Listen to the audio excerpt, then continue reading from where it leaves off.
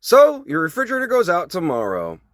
No power, no compressor, no ice maker, no little light that comes on when you're standing there with the door open at 2 a.m. wondering if shredded cheese counts as a complete meal. So, how long until your food goes bad? A week? 3 days? Maybe less if you're like me and had that one container in the back that science has classified as a new life form. Now imagine it's the 1850s. Your refrigerator isn't dead, it just hasn't even been invented. And somehow people still manage to keep milk from turning into biological warfare and meat from becoming a regrettable life decision. Today, we're diving into the surprisingly genius ways people kept food cold before refrigeration. And stick around because we're eventually going to get to the point where Americans were literally harvesting winter and selling it. Yeah, selling winter. We'll get there. Before we talk about solutions, we first need to understand the problem. For most of human history, food has had a timer attached to it. Milk? A few days. Meat? Not much longer. Butter? Depends on the temperature. And if you live somewhere hot, congratulations. The sun was not your greatest enemy. Today we live in a world where we can go grocery shopping on Saturday and forget the groceries are even in the fridge until next Thursday. People in the 1800s didn't have that luxury. Food preservation was about convenience. It was literally survival. One bad batch of milk could make an entire family sick. One bad piece of meat could ruin your week. Back then, the expiration dates weren't printed on the package. The package told you. And usually that was by smell, and it wasn't very subtle. So people got creative. Very creative. The first solution was so simple, it was ridiculous. And yet, it worked for centuries. The first refrigerator wasn't a machine. It was dirt. Seriously, people dug root cellars, usually into hillsides or below their homes. And what they discovered was something modern science fully agrees with. The earth is an incredible insulator. A few feet underground, temperatures stay remarkably stable all year round. While summer temperatures might climb into the 80s and 90s, a root cellar could stay somewhere around 40 to 55 degrees. Perfect for storing potatoes, carrots, onions, apples, squash, and all sorts of other produce.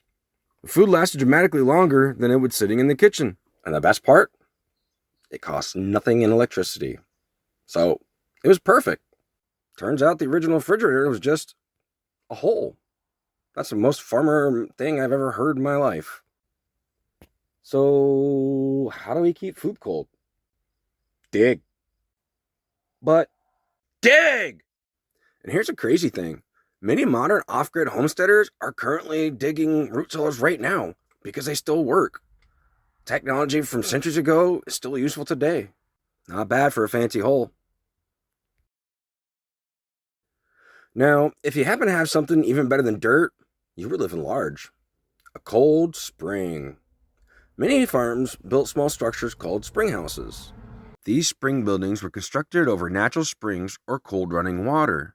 Inside were shelves holding milk, butter, cream, cheese, and other perishables.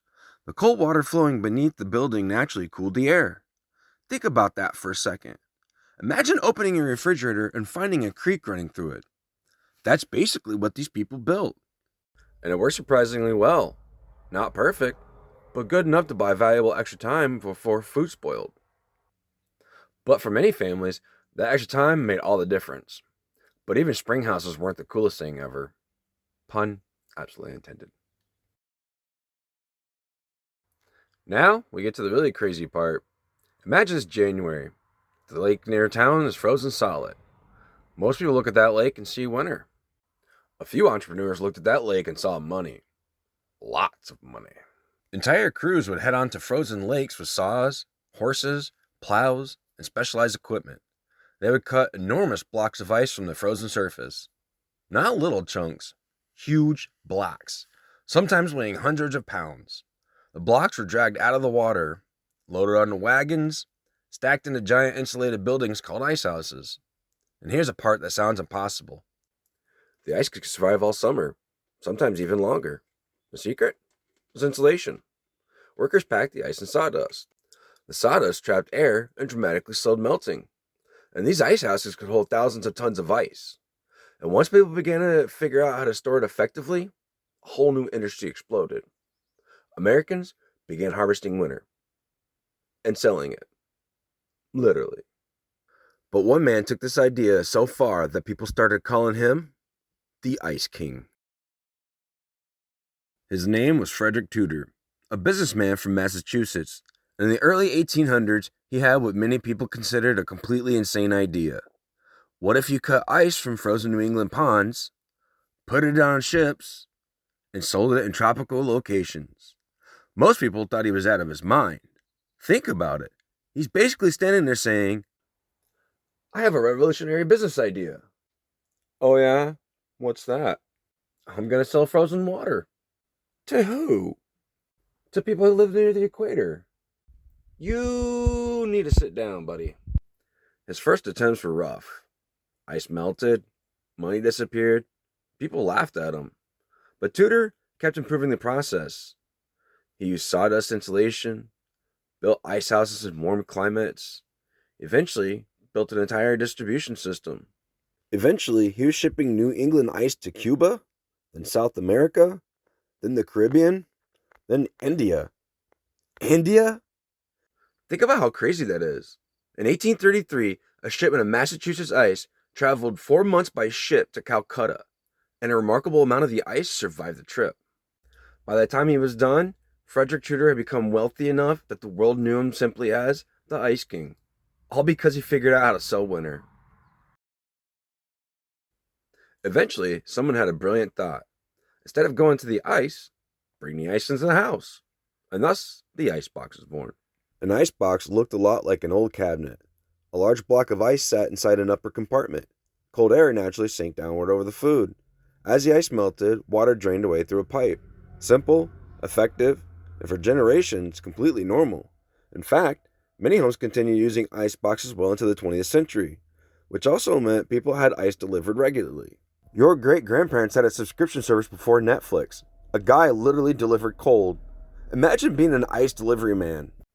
Package for Mr. Johnson. What is it? A big chunk of the river.